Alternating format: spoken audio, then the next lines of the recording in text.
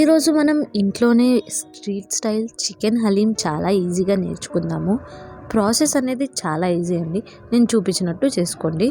గోధుమ రవ్వ 1 కప్పు, మినపప్పు 1/2 cup, rice 1/2 cup, chana dal 1/2 cup, masoor dal 1/4 cup, పెసర్లు 1/4 కప్, బార్లీ 1/4 కప్, బాదం పప్పు 25. ఇవన్నీ డ్రై రోస్ట్ చేసుకోండి.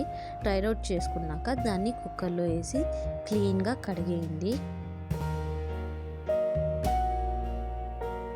నీళ్ళని వడగట్టుకొని కుక్కర్లో ఒక 4-5 విజిల్స్ వచ్చేదాకా అయితే వెయిట్ చేసుకోండి. దాంట్లో మన గోధుమ రవ్వ యాడ్ చేసేసి 4-5 విజిల్స్ వేయాలి. అంతదాకా మసాలా చేసుకుందాం.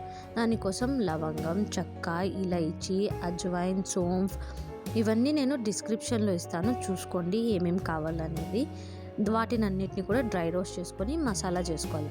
ఇప్పుడు చికెన్ ప్రిపేర్ చేసుకుందాం. దానికోసం ఒక కుక్కర్లో ఉల్లిపాయలు, దాని తర్వాత అల్లం వెల్లుల్లి పేస్ట్ 2 టేబుల్ స్పూన్, ఒక 2-3 టమాటోస్ యాడ్ చేసుకొని దాని తర్వాత ఉప్పు మీ రుచికి తగ్గట్టు యాడ్ చేసుకోండి. అందులో మనం బాగా క్లీన్ చేసుకుని పెట్టుకున్న చికెన్ యాడ్ చేసేయాలండి. దాంతోపాటు కొత్తిమీర, పుదీనా మరియు పచ్చిమిర్చి యాడ్ చేసి మిక్స్ చేసుకొని అందులో 1 టీ స్పూన్ పసుపు, 2 టీ స్పూన్ కారం, 2 టీ స్పూన్ ధనియాల పొడి యాడ్ చేసి మనం ముందుగానే చేసి పెట్టుకున్న గరం మసాలా ఉంది కదా, అది సగం అయితే దీంట్లో యాడ్ చేసేసి కుక్కర్కి ఒక 4-5 విజిల్స్ వచ్చాక ఈ విధంగా నేను చూపిస్తున్నట్టు చికెన్ని సపరేట్ చేసుకొని దాన్ని మనం స్మాషర్ తీసుకొని స్మాష్ చేసేయండి. స్మాష్ చేయడం వల్ల చికెన్ బాగా స్మాష్ అయిపోయి మెత్తగా అయిపోతుంది.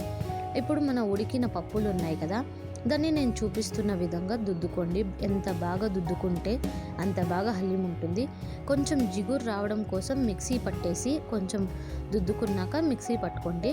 ఒక పెనం, వెడల్పాటి పెనం తీసుకొని అందులో మన మిక్సీ పట్టించుకున్న పప్పులు వేసి అందులో చికెన్ వేసి, చికెన్లో వచ్చి ఉంటుంది కదా నీళ్ళు, ఆ నీళ్ళు వేసేసి దాంట్లో ఎండు పెట్టుకున్న గులాబీ రేకులు ఉంటాయి కదా, ఆ గులాబీ రేకులు వేయండి. లేకపోతే రోజ్ ఎసెన్స్ దొరుకుతుంది, అది 1 టీ స్పూన్ యాడ్ చేసేసి ఆనియన్స్ని కొన్ని ఫ్రై చేసి పెట్టుకోండి. అవి క్రష్ చేసి యాడ్ చేసేయండి. మిగిలిన గరం మసాలా ఉంది కదా, అది యాడ్ చేసేస్తే